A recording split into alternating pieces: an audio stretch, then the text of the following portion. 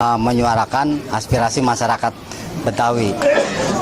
Karena beliau biar bagaimanapun kalau misalnya Allah kasih jadi ya masyarakat Betawi itu bagian dari kota Jakarta dan kebudayaan Betawi adalah kebudayaan inti kota Jakarta. Kira-kira apa Pak yang diinginkan sama Pak Emil? Barangkali mungkin ada aspirasi yang barangkali apa ya diharapkan atau diinginkan sama masyarakat. Memaksimalkan amanah Undang-Undang Daerah Khusus Jakarta terutama pasal 31 tentang kewenangan pemajuan kebudayaan. Bagaimana budaya Betawi itu menjadi prioritas karena biar bagaimanapun dia sudah terbukti merekatkan kehidupan berbangsa dan bernegara di Jakarta. Kalau persoalan mendukung, FBR punya mekanisme sendiri sebab anggota saya juga banyak fungsionaris partai. Jadi tidak bisa dengan serta-merta saya secara jumawa memutuskan itu. Kalau persoalan Kantipmas, saya akan ambil kewenangan saya untuk memerintahkan semua teman-teman menjaga itu. Tapi kalau persoalan pilkada, saya harus bermusyawarah. Yang bisa dijamin adalah keamanan kesejahteraan masyarakat. Ya, artinya kita mendukung pemilu aman dan damai. Bang, setelah bertemu Kang Emil, ini dari FBR sendiri melihat sosok Kang Emil seperti apa, Bang? Saya kira saya nggak perlu panggil abang karena sama seperti misalnya bebek jangan dipaksa berkokok. Karena semua punya eksistensi masing-masing, tapi tidak lantas itu menjadikan sebuah hal yang tidak bisa bersinergi. Saya kira nggak perlu harus jadi abang juga.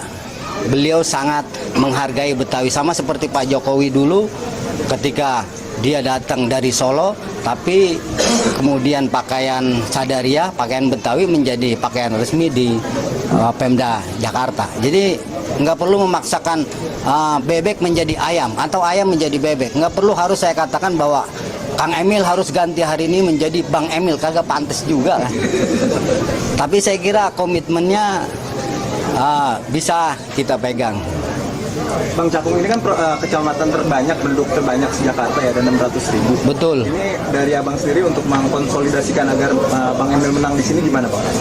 Kalau persoalan pemenangan saya bilang tadi, saya belum mendukung siapapun hari ini. Jadi yang jelas saya hanya mensukseskan bagaimana pemilu kada ini berjalan aman, damai, dan bermartabat. Makin banyak dukungan, makin banyak juga titipan. Enggak, saya sampaikan sebagai calon gubernur, tugas pertama adalah banyak mendengar daripada banyak bicara. Ya. Harus dapat ilmunya dari orang-orang yang berilmu. Kan? Beliau ulama, tegaknya negara kan karena mendengar selalu ilmu ulama kan, agar pemimpin jadi adil.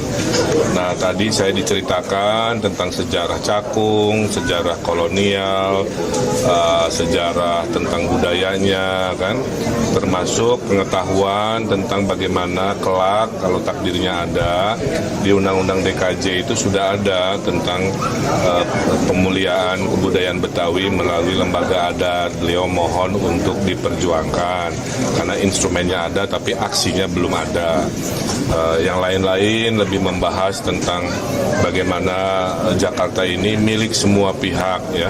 Jadi tentang budaya Betawi yang selalu jujur ya, tentang makanan datang dari mana disebutkan untuk menunjukkan setoleran itu ya, termasuk organisasi FBR sendiri multi etnisitas, multi agama menunjukkan sangat terbuka. Dan bagi saya FBR juga bagian dari stakeholder dari Jakarta keseluruhan.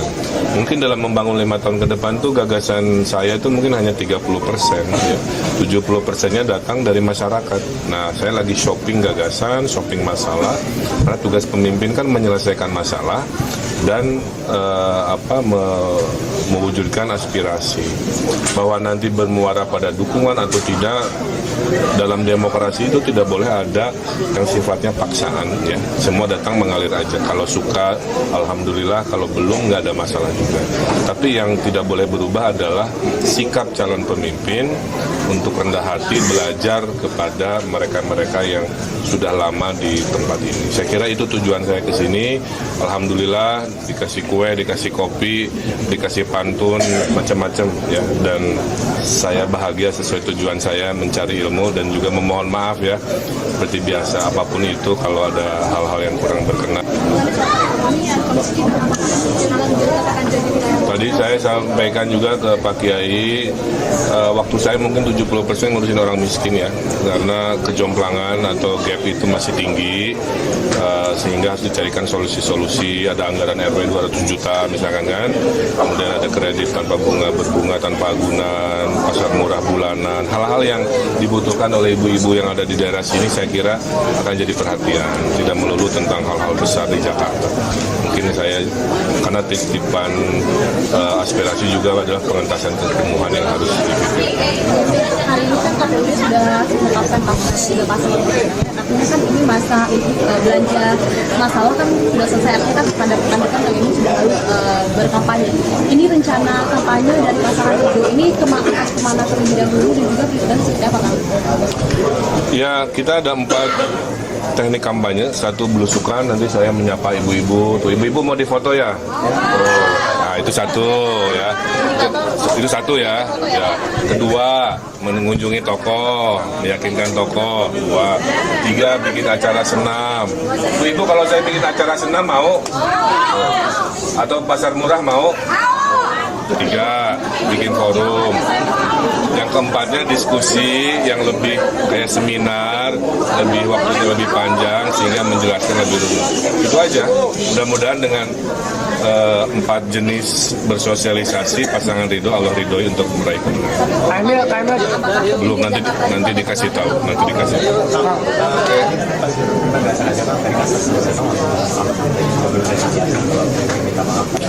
Karena begini, banyak orang mengkonsumsi tentang saya dari media yang sebenarnya cuma sepotong-sepotong ya, dan cenderung salah paham. Maka saya minta maaf.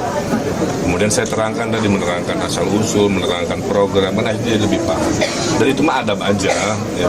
Kan kata ibu tuh ya, ngajarin anak-anak tuh selalu 3, minta maaf, minta tolong, terima kasih, kan itu. Makanya hari ini juga saya minta maaf, saya minta tolong ilmunya, dan terima kasih dikasih kopi dan ilmu gitu. Saya kira itu ya. Terakhir. Setuju. Gini, saya tidak menghalangi kalau orang lain panggil abang, kan nggak bisa maksa. Tapi saya sendiri dari dulu, dari kecil ya dipanggilnya akang, jadi nggak ada masalah. Kan Pak Jokowi juga dulu Mas Jokowi gitu kan, Mas Pram juga panggilnya Mas Pram. Saya dengar gitu kan. Pak Ahok apa dulu?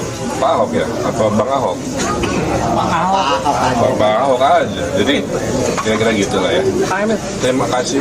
Pak, satu lagi tadi di sepanjang jalan ada baliho yang kemudian ada baliho Bapak sangat hidup, kemudian ada vandalisme Pak di jalan-jalan. Ya gini, selama ketertiban itu adalah kewajiban ya. Kalau sudah namanya vandalisme, jawabannya sama. Jangan ada pelanggaran aturan, itu aja. Bahwa ekspresi orang beda-beda silakan. Namanya demokrasi, tidak ada pemimpin yang disukai 100%, tidak ada pemimpin juga yang dibenci 100%. Itulah sunatullah. Terima kasih, Hatunun.